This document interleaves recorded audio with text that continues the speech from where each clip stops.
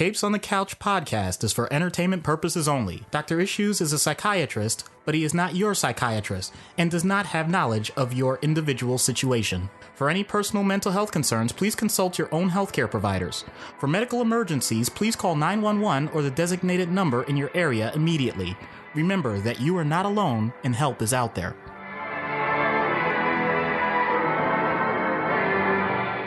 Hello and welcome to Capes on the Couch, where comics get counseling. I'm Anthony Sitko. And I'm Dr. Issues. And this is issue number 28, our Halloween-centered episode. Woo! Woo! Spooky. I'm just going to get this right out of the way. I hate Halloween. I think it's ridiculous. Whoa. It needs to be said, man. I'm sure for everybody who likes to celebrate October 31st with the candy and the costumes and the spooky, the witches, the cats, the brooms, the pumpkins, the ghosts, the whole spooky thing, that's all well and good for you people. I can't stand it. It's a waste of a holiday. It's a quote unquote holiday. I'm flabbergasted. It's ridiculous. I'm flabbergasted. I didn't know this about you, to be honest. How long have you felt this way? A long, long time. It's a waste of a holiday. It's pointless, and I'm sure we're probably losing listeners as we speak. But direct all of your hate mail to Anthony Sitko, not to Dr. Issues, not to Capes on the Couch. Oh my gosh! Wow. It's stupid. See, here's the thing. When I was a kid, my mother, and she's the one responsible for this. I'm going to put it on my mother. I love you, Mom. I appreciate the fact that you're a patron, but I'm going to blame you. No, but it's the truth. She thought that Halloween was stupid. And she would say, like, if you want candy, I will buy you the candy. If that's what you want, you can have the candy. I'm not going to spend $30, $40 on a costume so you can walk around the neighborhood for several hours and get candy from strangers and et cetera, and then come home and I have to worry about, oh, you don't like this candy, you don't like that candy. Half it gets thrown in the garbage anyway because it's stuff that I wouldn't like or didn't eat or my parents wouldn't eat. So my mom's like, listen, you want the candy corn and the Raisinets and your Crunch Bars and your Snickers and everything? Hold on. No one wants candy corn. I want candy corn. That is the only positive thing about Halloween is that candy corn is everywhere. That's the only upside to Halloween. And in fact, I'll go so far as to say that's one of the few positive things about fall in general. I hate fall as a season.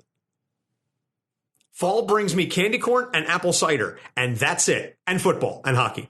But so sports and candy corn and apple cider. Those are the good things about fall. Everything else, give me summer, 6 days a week and twice on Sundays. While I agree with you on the season, I'm not sure I can agree with you with any other statement that you've made up to this point. So I'm going to completely ignore it, and we're going to deal with the Green Goblin. Yes. Please. Okay, that's a fair point. I needed to get it off my chest, and I said in the last episode that at some point we were going to get into my feelings on Halloween, and it needed to be said. You know me. You know I'm very much a person who does not hold things in. I wear my heart on my sleeve, and I am very open and honest about my feelings. And I hate Halloween, and it's ridiculous. But Halloween is the reason why we are doing this week's character of Norman Osborn, the Green Goblin. So before we get started real fast, I just want to let everybody know, if you really love Halloween, or if you love fall, or you want to direct your hate mail or viewer, listener opinions otherwise, you can send them to our email address, capesonthecouch@gmail.com. We have a Twitter account, Capes on the Couch. I'm very active. I'm constantly saying, oh, hey, you're looking for podcast recommendations? Check out our show. Check out this show. I've been listening to our friends over at Popcorn Psychology. We're very excited. Our episode on The Incredible Hulk will be coming up in December. So we have just finished scheduling that. So we're very much looking forward to doing that. We're going to be on their show. They're going to be on ours. It's going to be a big whole conglomeration of shows, entertainment, and psychiatry and psychology. And then there's me. Don't sell yourself short. We have all of these trained professionals in the room, and then there's this schmuck with a microphone who just likes comics. I love the fact that you completely ignore that you are a major driving force as to why we're doing this. You're ignoring the fact that you are incredibly articulate when it comes to society at large. You are deciding for some reason to not give yourself credit for putting out one of the most emotional blog posts that I can remember for any reason at any point. and you are excellent when it comes to anything involving radio. So despite all of those positives, you focused on the one lacking point. Because one of my greatest strengths is my self-deprecating humor. I am nothing if not self-deprecating. So that is part and parcel of the whole package that is me.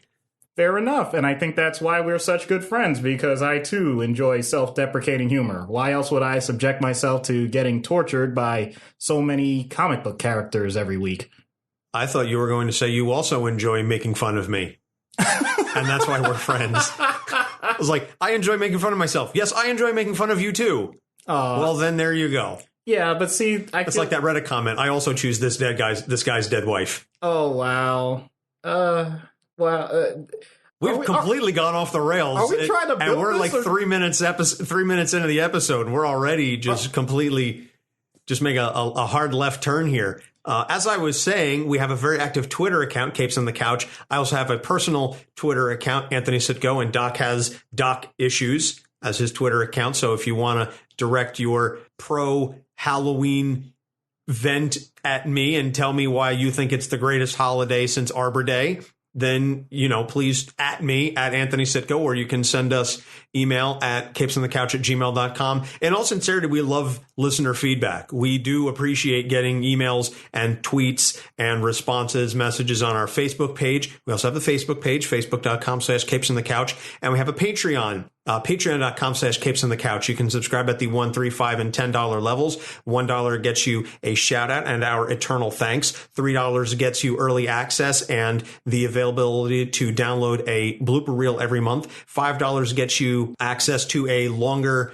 uncensored version of our skit every week. And also, if you are a $5 patron, if you have any questions about any of the characters we have coming up, you send us your questions and we guarantee that we will answer them in the episode. And if you're a $10 patron, of which we have 2, and there is still 1 slot available, you can select a character every month for us to do, and we will answer any and all questions about that character. So one of our president level patrons, Brian, a good friend of ours, selected for next week, we're going to be doing Wolverine.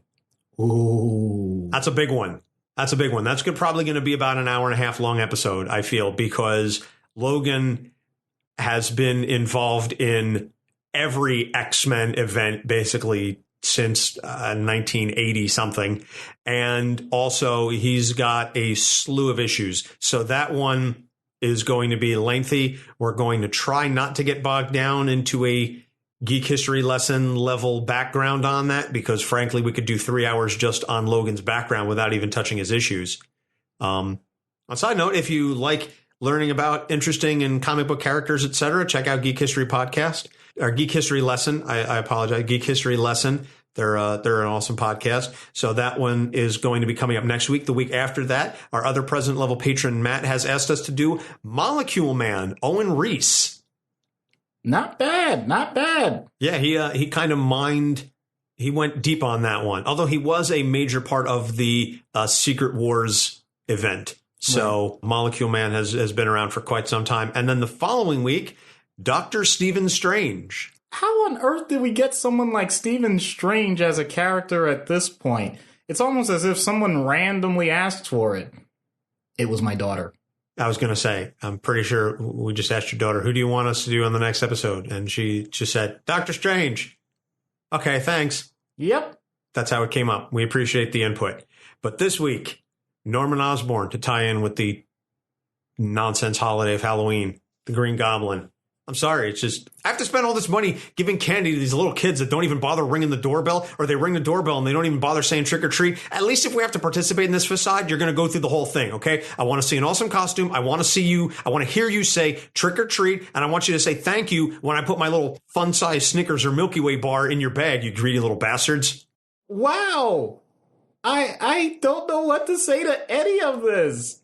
Kids like dressing up. Kids like doing fun things. Why do you hate fun?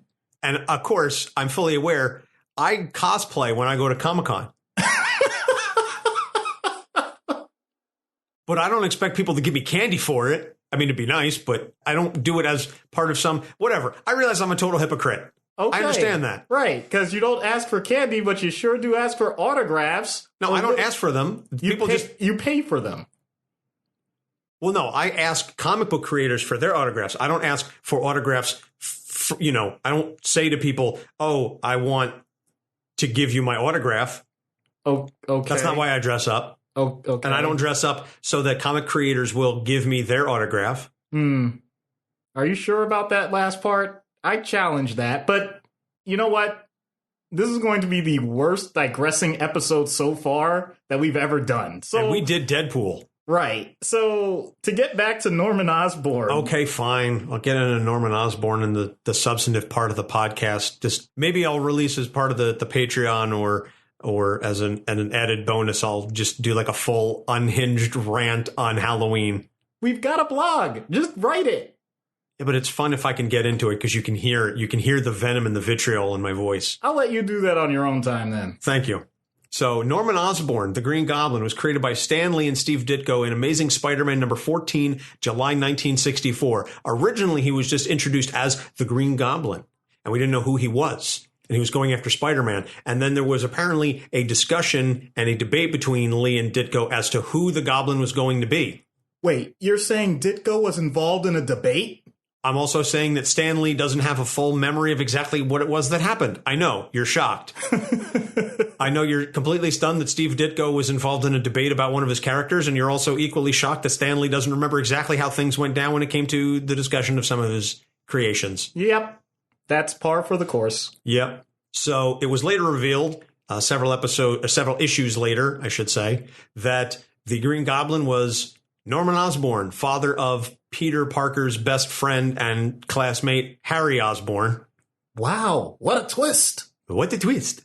So Norman Osborn is the head of Oscorp, which is a chemical company. He discovered a secret formula that was created by his former business partner, Mendell Stromm, who was kicked out of the company for embezzling.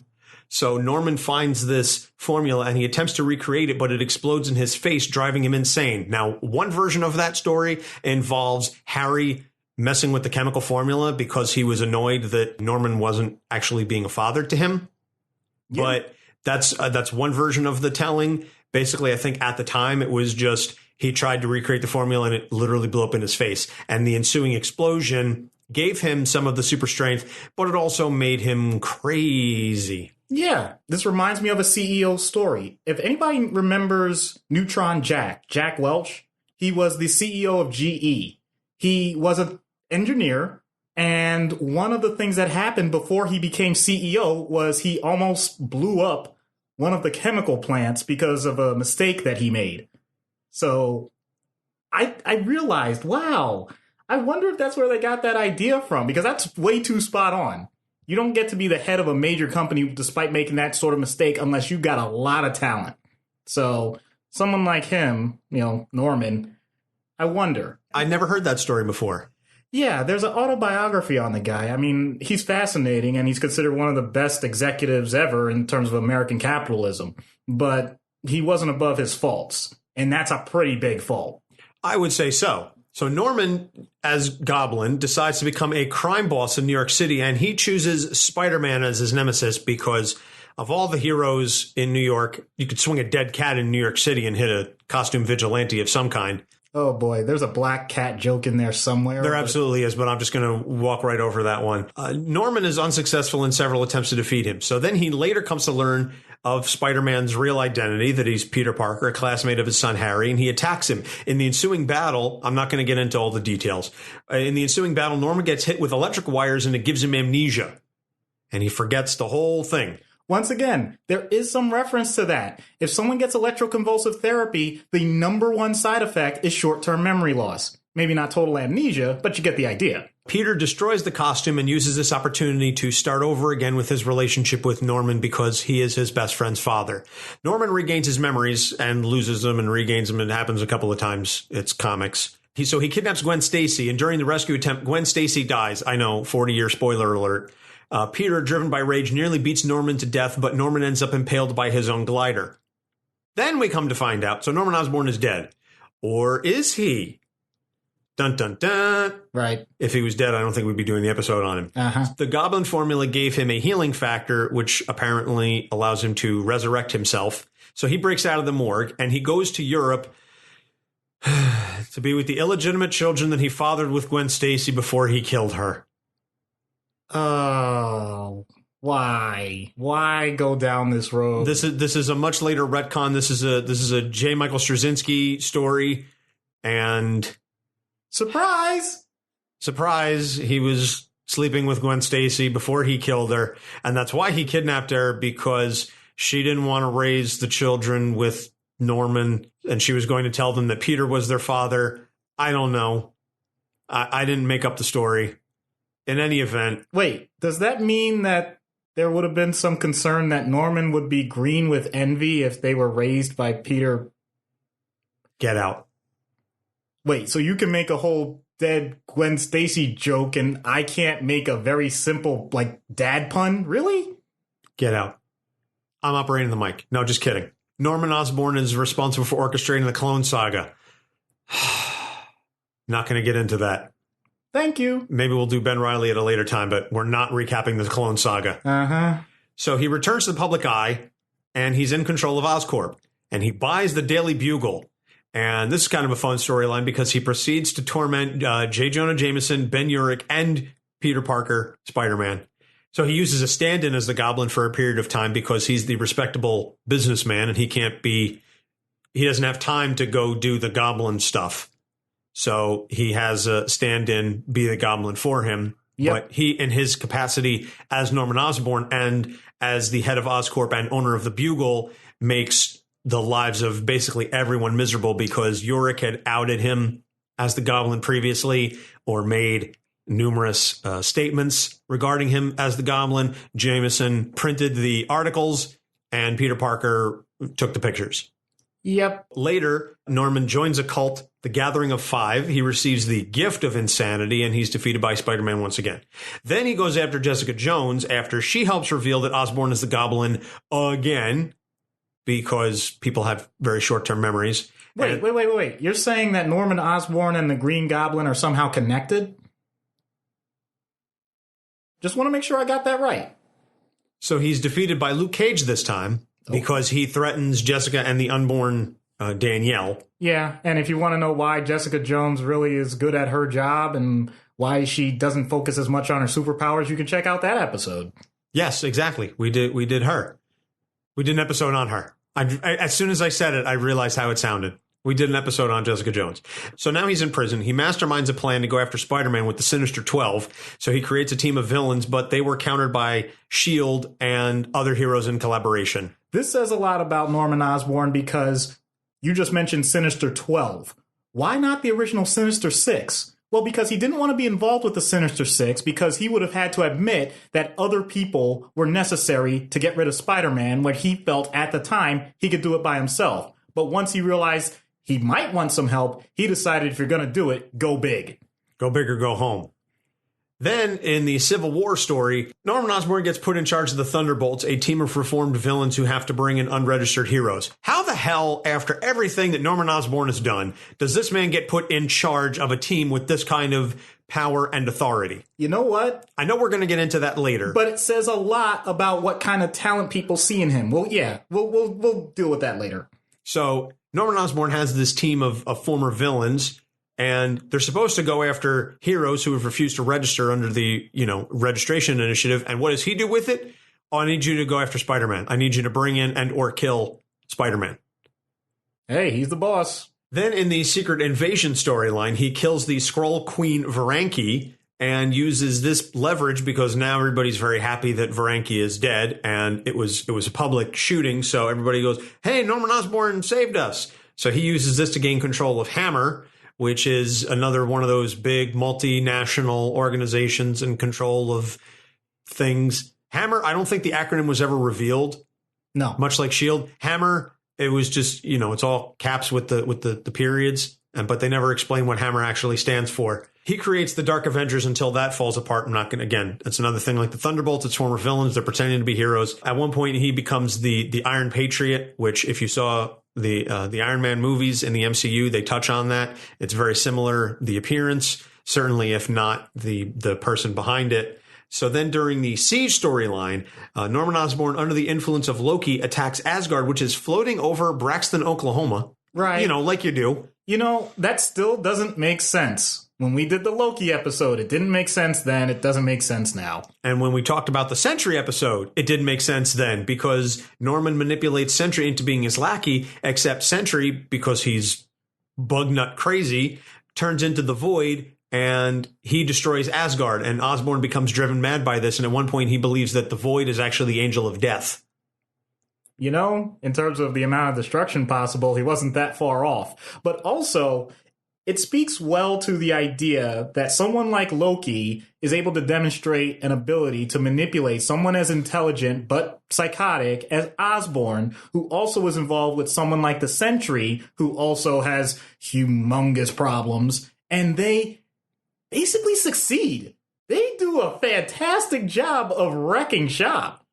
It's impressive. Unless you live in Braxton, Oklahoma. Well, you know what? There are people that live, I'm sure, in Braxton, Oklahoma, so I'm not going to say anything disparaging. So after that, Norman becomes the Goblin King, and he builds an army to attack the Superior Spider-Man, which is the body of Peter Parker with the mind of Otto Octavius, because Otto, on his deathbed, swapped his mind with Peter Parker, his greatest enemy. So Norman gets defeated by Peter Parker after he's given control of his body back by Otto because there was a portion of Peter's consciousness that was still residing within his body. And Otto realized that if he really wanted to be the Superior Spider-Man, he would give full control over to Peter Parker. And it's a great story, but I'm just not going to get into all of the details. I tried to sum it up as quickly as I could just there. No, you did an excellent job doing that. And I'm not so sure it comes across as well as we would like when you describe it that way. No, but in all seriousness, Superior Spider-Man was an amazing book. Yeah. And it was for as corny as it sounds, the execution was fantastic. All right. So after that, Norman steals the Carnage symbiote, which we discussed briefly when we did our Venom episode, which is all the way back on issue number 1, our very, very first one. I still haven't seen the Venom movie. Anyway. He steals the Carnage symbiote and becomes the Red Goblin, and he gets defeated by Spider-Man once again, and he's driven insane so that he believes Spider-Man is Norman Osborn, and Norman Osborn, is Cletus Cassidy, Carnage. I know as a psychiatrist I should be talking about that. I'm not going to, because the coolest part about Red Goblin to me was the fact that besides the glider and everything else being created by the symbiote, he threw basically, I'll call them carnage bombs instead of pumpkin bombs. Like they could talk themselves. They bit people before they exploded. It was pretty cool to see. The artwork is pretty fantastic. Nice. In the research, I couldn't read everything about Norman Osborn because he's been around literally for 50 years, and he's been involved in so many storylines. Even though he is a Spider-Man foe, first and foremost, he has managed to work his way through the Avengers and become just a widely known foe of heroes in general, because that's how devious he is and that's how scheming he is as a character, that he is willing to take out not just Spider-Man, but pretty much anyone who gets in his way. Yeah, the best description I think I can summarize for Norman Osborn would be serious, crazy business. Or crazy, serious business. Or business that's serious and crazy? Okay, you get the point. I think our listeners get the gist. And again, I could go on for another 20 minutes on all the stuff that Norman Osborn's been involved in, but let's move into the issues. I'm going to jump around a little bit because I want to bring it back to the question that I asked earlier, which is, how does this guy keep getting positions of authority even with his history? We've established, and it has been shown within the Marvel Universe, Norman Osborn is the Green Goblin. Whether you believe he's currently acting as the Green Goblin or not, it's well known that at various points he was operating as the Green Goblin. He created property damage. He was going after heroes. He killed people. And yet he was given charge of the Thunderbolts. And then just because he killed Varanki, he was put in charge of Hammer. And he basically became the head of national security for the United States, if not the planet. Yep. How does this guy keep failing upwards? Dare I say it's because he's a white man? But, if you really want to get into the socio-political climate of the whole thing, he's a cisgender, heterosexual white male, wealthy, He's about as privileged as they get, so he continues to fail upward. I don't think there's that context being read into it in the comics. I think it's just he's a sniveling, weaselly little bastard who manages to finagle his way into and out of trouble. But Doc, I'll let you, as the professional, speak on it. Although that is a very simple way to summarize the problems that people would have with him having that type of power and that type of control, I don't think it's as simple as that. Because Norman Osborn has something that we all enjoy. He has talent. It's established very early on that even though his father was very rich, they lost a lot when he was young. That's established in the comics. So he did have to rebuild things. And it was well established that he got his college degrees, got an MBA. He was a very and clearly was a very intelligent man. So he did the work and people recognized it. He had something happen to him that was unfortunate and contributed to how he acts and responds to things, but it didn't take away those inherent abilities that he had taken time to develop as an adolescent into young adulthood and continued to carry on through his business career, however it went. So those things don't get erased because of all the other things that he's done. Now, should he have been given a pass because of this fantastic ability? Maybe not. But I think there are plenty of examples to get away from the nepotism of it all, where people who have inherent positive impacts with their own gifts, the things that they've put their time and sweat into, the 10,000 hours, whatever you want to call it, get chances over and over and over again, because all it takes is one person or one group to say, those previous times were bad, but just maybe we can recapture the goodness that we saw before. Everyone knows at this point, if you've listened to enough of our episodes, that I'm a boxing fan. Mike Tyson is the ultimate example of that. Age 20, wins heavyweight championship of the world. Youngest ever to do it. Absolute beast when it came to destroying people in the ring. He loses to Buster Douglas after having some dalliances, some huge mistakes, potentially criminal activity, sexual assaults. I'm not getting into innocence or guilt here, just pointing these things out. Loses to Buster Douglas, goes to prison after, some horrible things that happen, gets out. Never past that initial run did he have the same level of success that he did before. But because he was Iron Mike, baddest man on the planet, people gave him chance after chance after chance. Also using him because they wanted more money. But the point still stands. When people see incredible talent and it made them, to tie it into something I mentioned in the last episode, nostalgia bias, because at some point people saw something so impressive, they figured that, hey, it can happen again. Let's give it a chance. Might do a lot of damage, but hey, what about the positive side? Let's be optimistic. And what do you know? So far, when it comes to psychiatry and psychology, what we know is the best predictor of future behavior is past behavior. So when someone like Norman Osborn gets put in a position of power, after he's already demonstrated through the Green Goblin that he's going to manipulate and use that power for horrible intentions, people should have taken the hint and they didn't. Why? Because they put blinders on and said, hey, because there was this spark of something good happening, oh, we know he can do a lot more, so let's give him full reign. Not exactly a good decision. And I think there's something that we all could learn from that. Absolutely. I'm not arguing that at all. I do think it's very interesting that you mentioned the best predictor of future behavior is past behavior, because that's something that was drilled into my head when I was a kid. If I had $1 for every time my mother used the term track record, I wouldn't be in any debt and I wouldn't have a mortgage and I wouldn't have had to be playing the the Mega Millions, $1.6 billion jackpot, because I probably have close to that amount myself just by the sheer number of times that I heard it.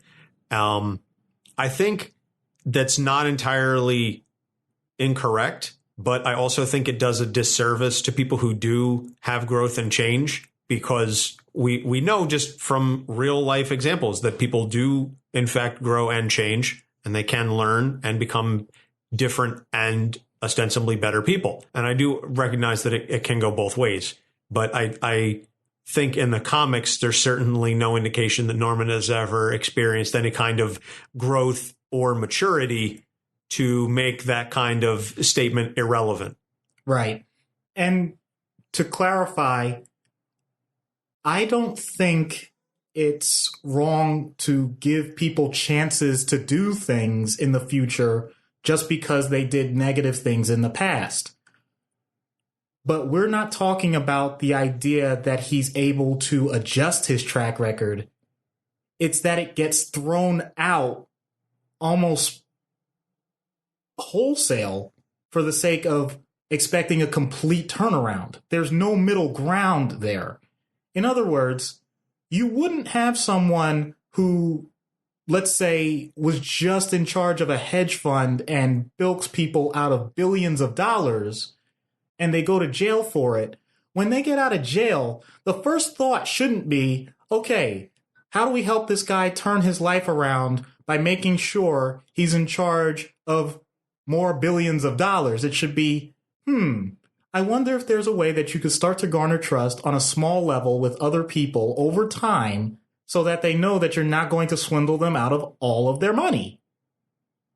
And yet that's what they did with Norman Osborn. They just jumped to the highest level without making any consideration for anything in between. That's ridiculous. Well, that's comics. So I think that's basically the catch-all response or understanding of that. So early on in the comic history anyway, when Peter and Harry are younger and they're in high school, even into college, it's apparent that Norman treats Peter far better than he treats Harry. And this was done, I think, to some extent very well in the Sam Raimi Spider-Man movies, particularly the first one and even the second one, where Norman was very encouraging of Peter and his scientific growth and studies. And Harry was just sort of the son that Norman forgot about. And I'm not even going to get into the whole illegitimate children with Gwen Stacy bit, because that didn't happen until much, much later in the comics, that it was retconned. Thank you so much. But what is it that drove Norman to be such an absentee father, given that his father was an alcoholic who drove himself to an early grave in the search for scientific pursuits? Norman is basically repeating history. You'd think he would have learned. That brings it back to what we just discussed, right? What's the best predictor of future behavior? It's past behavior, provided that there's nothing else to intervene. Now, there's clearly going to be some genetic component to this as well. So there may be a predisposition, maybe not necessarily for the alcoholism, because that never really came up. But the idea that there are other things in life more important than blood relationships seems pretty clear for someone like Norman Osborn. Does that mean that he doesn't want relationships with other people? Clearly he does. And there's a part of this that I think doesn't just apply to him, but applies to many people in situations when it comes to how we treat the ones we get to choose versus the ones that we're born with. In other words, you don't pick your family. You get, pardon the language, you get the vaginal lottery, whatever it is. So if you were born in a certain location to a certain group of parents and a certain set of siblings in a certain socioeconomic circumstance, that's your lot for the time being, until there are other things that you can do to change it. As opposed to the idea that you can have other individuals that have none of those connections to you that ultimately you get to choose. Now, how they came into your life may be a random situation, but your interactions from there are totally under your control. Peter Parker is an outside person that clearly has certain talents and abilities that someone like Norman Osborn would respect, and he can see that for what it is and therefore continue to foster that relationship.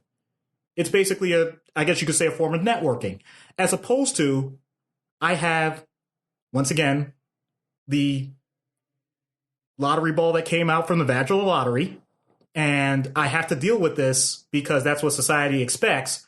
But I know all the ins and outs, all the warts, all the quirks, all the annoyances that this person has. And if I don't like it or it doesn't suit my standards, then I can always just pick and choose with this other person what I want at any given time. Because even if it didn't work out, I can just get rid of that. This one may permanently be tied by name or by association because of biology. But since I already know that's kind of a, how do I put it? Their potential is seen as limited because of all the information that Norman Osborn has ahead of time with Harry. Peter Parker, in theory, is the future draft pick, and he gets to mold it because of all the potential that he doesn't see. And it's really common for people to do this. It's not fair, but very standard. Interesting. I guess I hadn't considered that that part of it with the potential. Certainly, I'm aware of the notion that you can pick certain people that you want to associate with, and if they are toxic, people can dissociate themselves from their parents or their children or siblings, what have you. It's just very unfortunate for Harry's life that from a young age, his father chose to concern himself with the pursuit of science more than concern himself with being a father, which is what Harry really needed. Right. It was the timing of it, because clearly younger children are going to need way more input and influence. And not only that, that's the best opportunity. When you look at the actual time that parents spend with their children, it's the greatest amount when they're really young. After that, what's the influence that takes up most of their time? It's their peers. So, School. Right. It's teachers. It's people other than the parents. So once it gets to that point, you have limited control. And I'm pretty sure I've mentioned this in previous episodes. But the point stands. If he was, and by he, I should clarify, if Norman Osborn was the one that wanted to foster that, he should have done it when Harry was very young.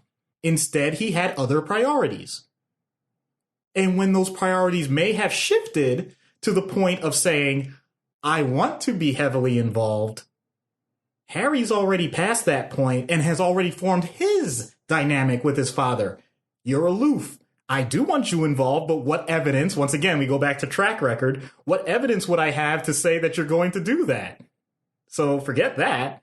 Meanwhile, someone like Peter Parker, who has had an incredible amount of loss, who has had surrogates, and is always looking for someone else to foster that in him because of his own sense or lack thereof of self-value.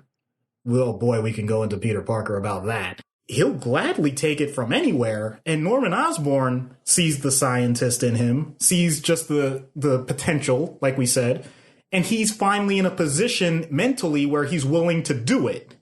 So you have someone who may be more willing and versus someone who's less willing. Subconsciously, I'm not saying that they intentionally would do this, but that's the way it plays out. Very, very well said. I don't have anything to add or to comment on, so I'm not going to bother.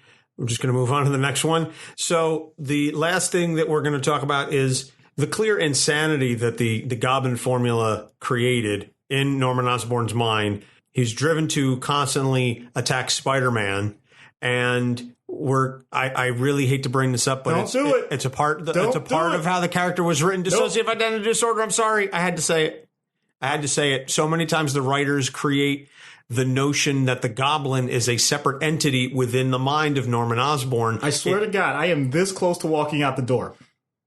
I didn't write him this way. I didn't call it this. I'm just reflecting on how he's been portrayed in the comics, that the Goblin is a separate entity. I think this was done masterfully in the Raimi films with Willem Dafoe talking to himself in the mirror. that's amazing writing. The movies are very over the top and cartoony, but the way he acts under the influence of the Goblin is stellar. The 1990s Spider-Man cartoon, I think, does it just as well. They did it a little differently because they introduced Hobgoblin first, and the gas exposed, like, changed the uniform as well as exposing Norman Osborn, and he develops that mind. But they do it very well, too, in terms of the idea that there is something within his head that will not go away that is driving him to act this insane. So no matter what way you look at it, and yes, I am going to just almost ignore the idea that it's dissociative identity disorder, whatever. In all honesty, and even in the comic itself, they've mentioned things like manic depression, which is another way of saying bipolar disorder. Whatever. I'm not trying to put labels on all of it. I think the point that there is a major event that involved chemicals that led to this gentleman having a huge shift in his mindset and how he was able to process reality is important. I think that is something that is relatable to society at large, because there are plenty of people that experience traumatic events. Let's say it's a massive car accident.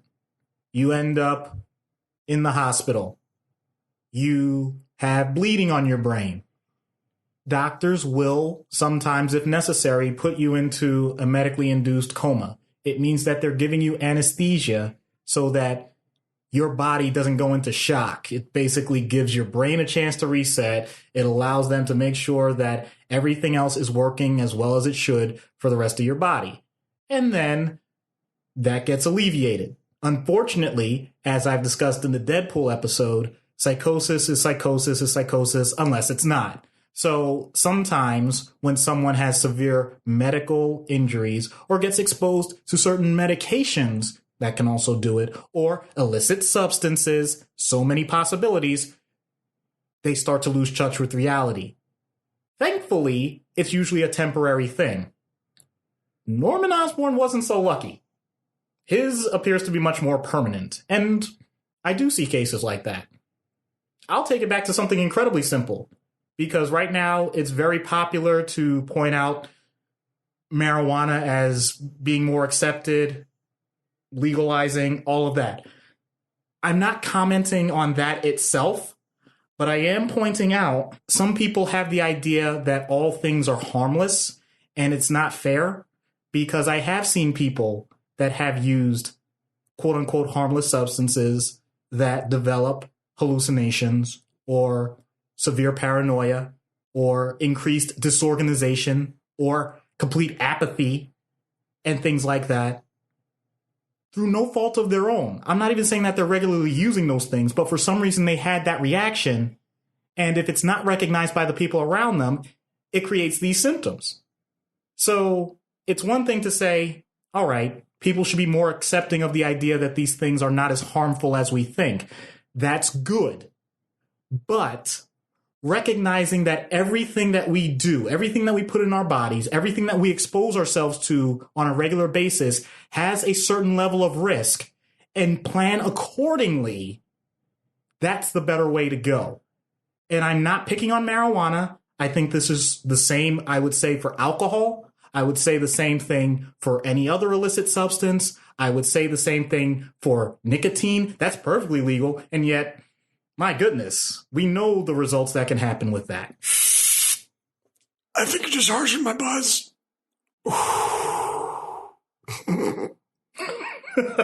Why you gotta hate on, man? Why you gotta hate on it? I'm just trying to be cool, man. I'm just trying to be cool. Okay, man.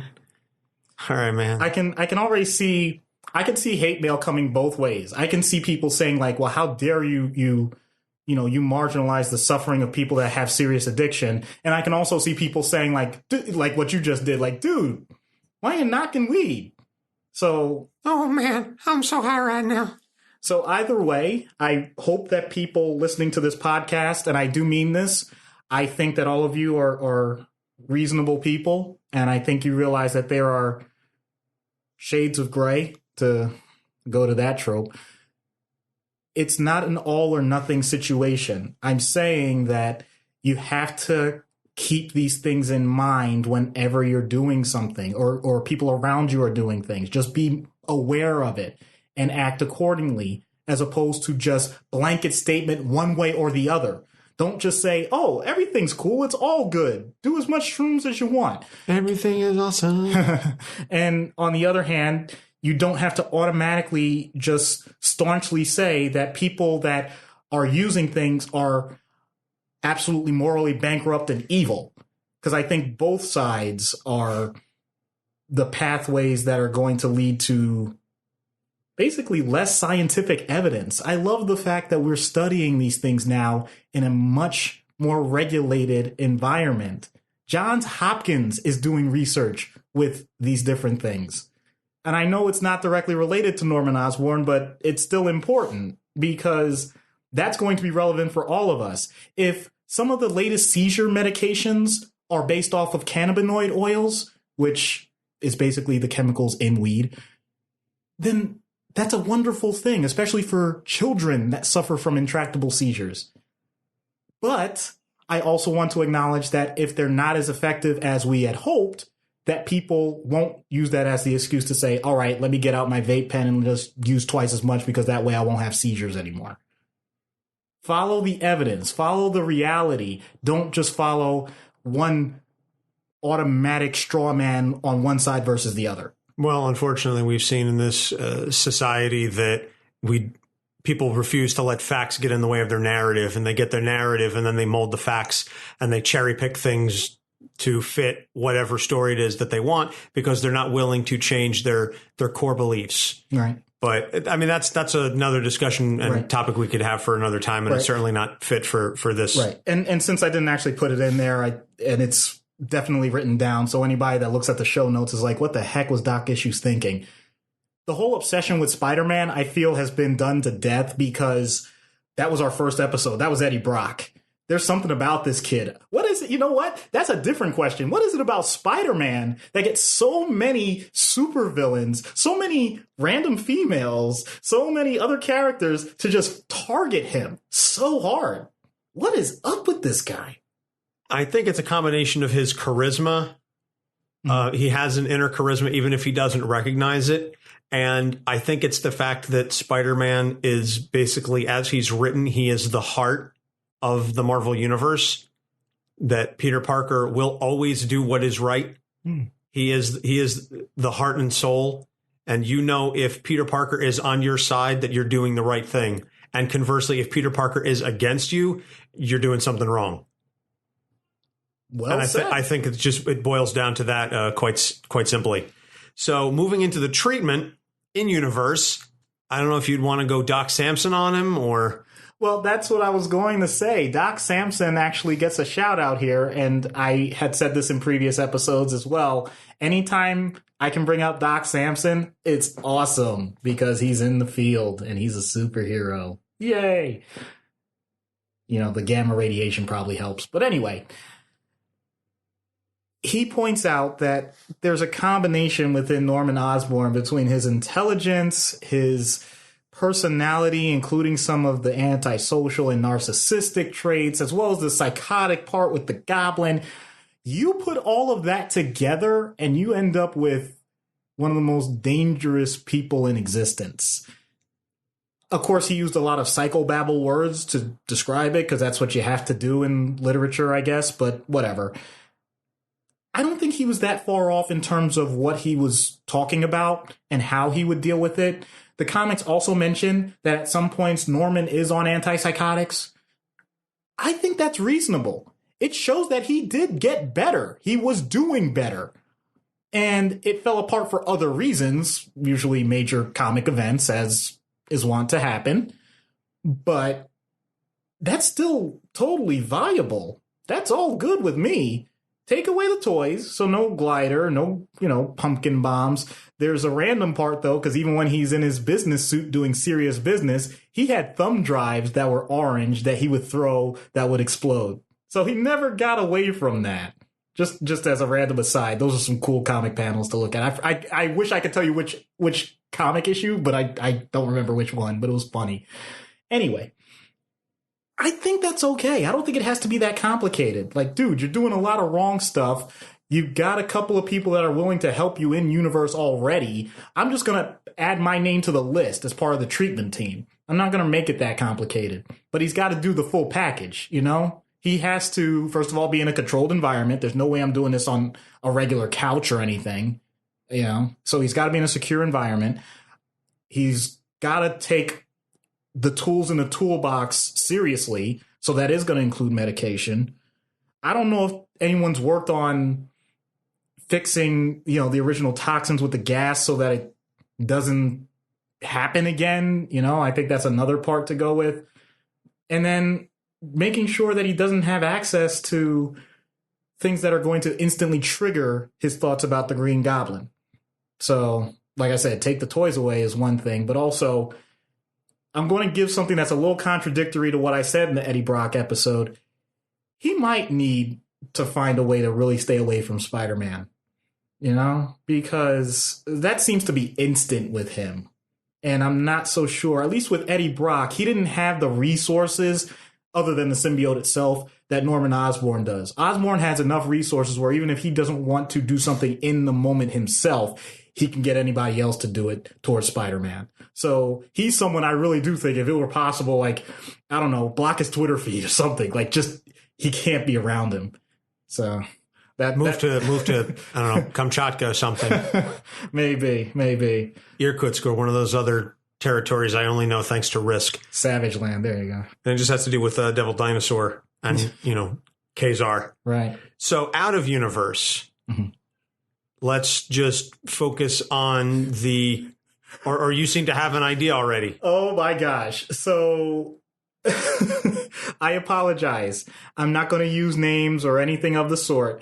I'm just going to point out when I think of certain characters, I think of them, and I've already used the trope serious business, meaning they're CEOs, executives and stuff. You always see them in a suit. They're always going to be the face of the company. Norman Osborn has definitely been portrayed like that, but there are some great art covers of him where he's in that suit, but you can see either in the background or maybe it's a split shot where you get the goblin side and it's just this pure, unadulterated look of evil joy. And I think that's what we're dealing with. Norman Osborn likes to get his hands dirty. And I think the equivalent would be if the CEO of the hospital system I worked for showed up one day, totally random. I mean, just busts in the door, says, "Hey, yeah, Issues, that's your name? Yeah, so I know that our business, our company is looking to really make sure we improve our patient care. So I just went and I invaded the medication cart and I just gave injections to each of your patients of the best sedative I could find. And it looks like it's taken a lot of effect, but the problem is, since this might be illegal, I'm going to need you to sign off on commitment documents so that they're all deemed to not be able to make their own decisions. And we should be good. And thank you for working for our company. And let's take it from there." In other words, just complete disregard for the patients, complete disregard for me as an employee. You're trying to do my job for me and you're doing it in a horrible way. I mean, we all like the idea of, if you've ever seen the show like Undercover Boss or something like that, we like the idea that high-level management is going to put themselves in the worker's shoes, you know, or even the employee, or even the customer's shoes, so that they know what the experience is like. But there's a difference between doing that on the basic level so that people know that you care and just taking over in a very hostile and haphazard way. So that's really what I'm thinking of with someone like Norman Osborn. If we're talking real life, we're talking about almost like a CEO gone rogue, or a CEO that doesn't have control because either emotionally or even, you know, from a psychotic standpoint, they're just not holding things together. So that's what I'm thinking of in terms of a patient that I would be dealing with. And once again, it still comes back to the basics. If the person is out of touch with reality, then we have to use antipsychotics. If the person has severe mood instability to the point that they're not able to function on a daily basis, we have to look at medications that are going to adjust with that. We're going to have to look at medications that help adjust that. In terms of talking to that person, I think we have good examples on how to talk to someone on a level when they have a significant level of narcissism. We've done that with Tony Stark. We've done that the past 2 weeks with Vandal Savage and Ra's al Ghul. We've done that with Loki in terms of him always scheming. So I think we have enough examples of how to handle someone that has a high sense of self-worth. Oh, how could I forget? Ah, yes. Yeah. In other words, people, we do this a lot. We talk about this a lot. So that part, once again, you can check the other episodes. The unique part here is when someone is losing touch with reality, but they have a high level, a high position of power, and they're still in that position before anybody has either discovered it or people don't know how to handle it, so they're walking on eggshells. That's the part that becomes way more difficult to deal with, because you have to recognize when you're treating someone like that, you're not just impacting them. You're impacting everyone that works for them. So you have to start making hard decisions.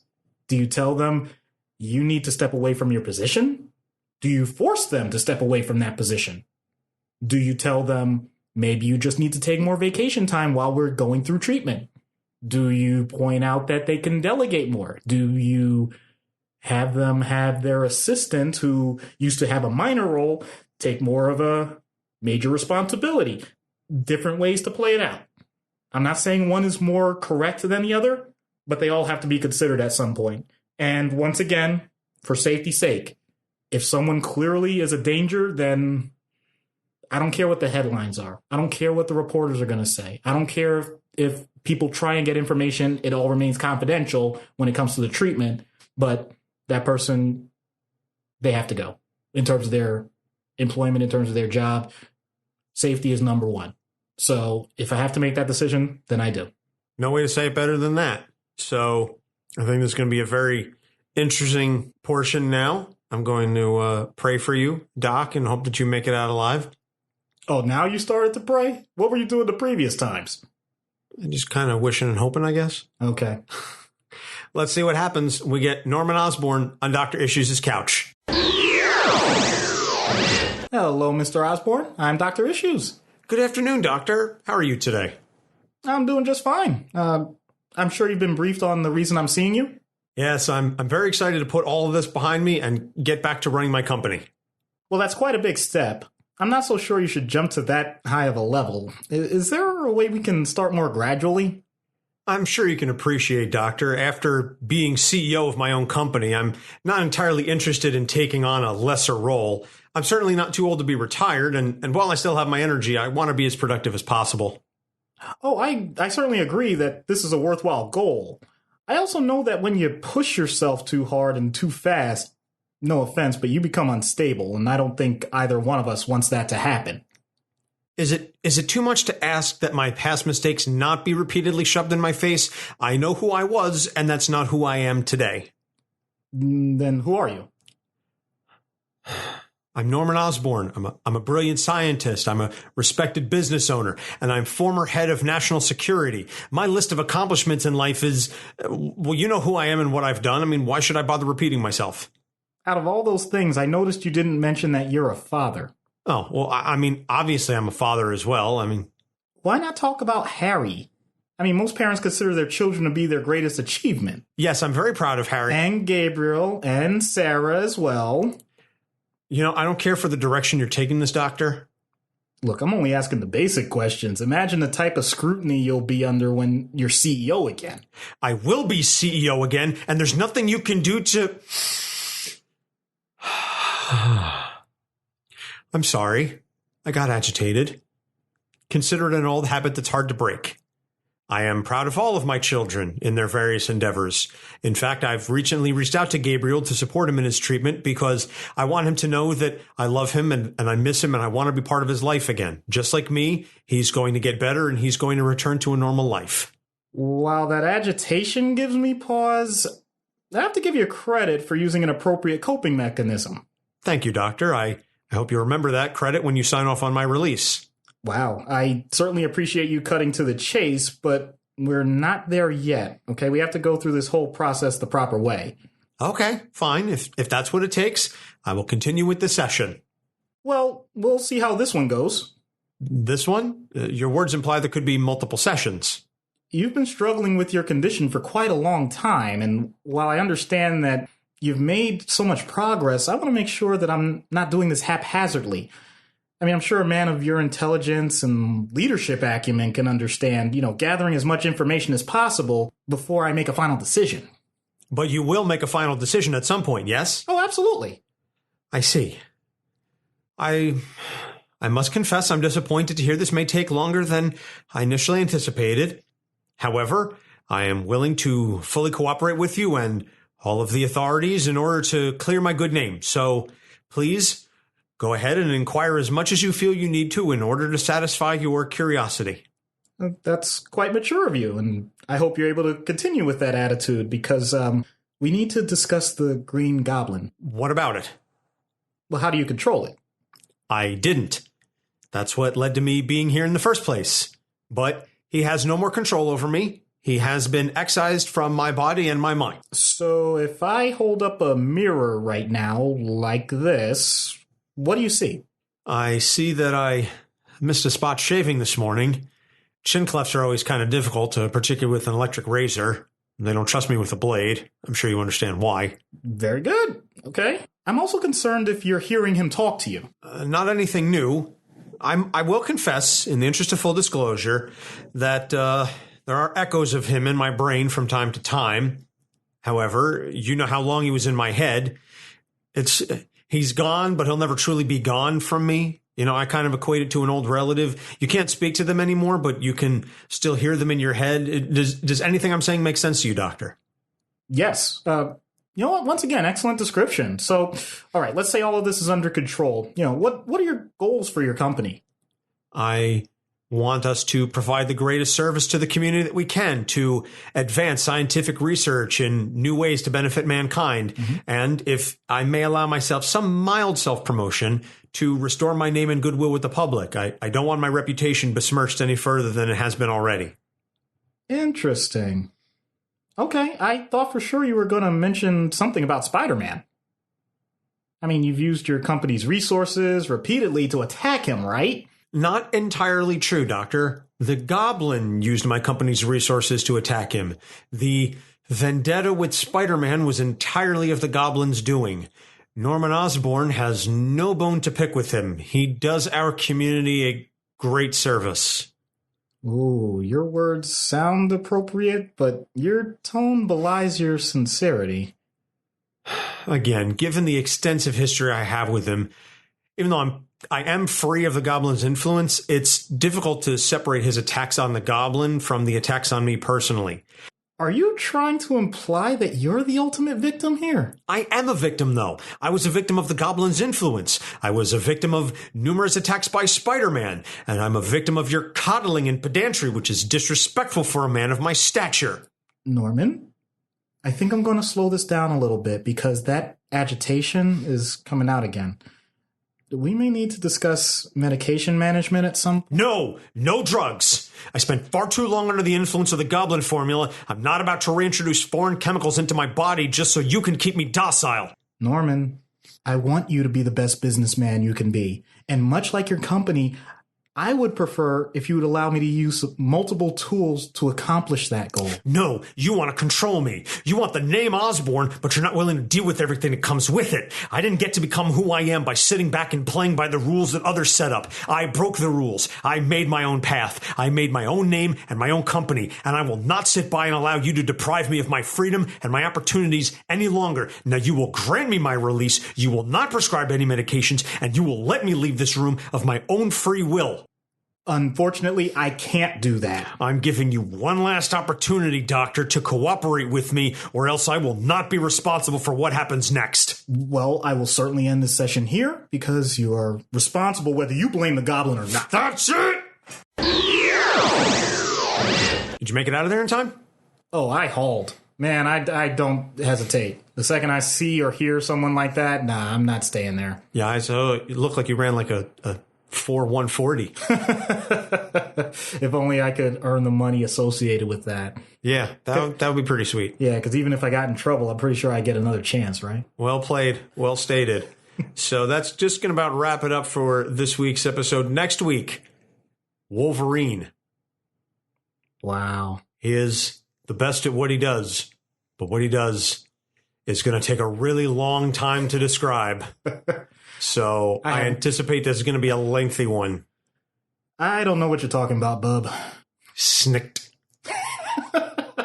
So after Wolverine, it's Molecule Man. So once again, our present level patrons have selected two very intriguing characters for us to talk about because Owen Reese has a litany of issues. Yeah, I'm going to have a little trouble piecing that one together. I think it's going to, we could break it down though, really parse it apart. Really? Yeah. Are you sure we're going to get the right combination? Yeah. I think if we pull them apart, we can put them back together pretty well. Okay.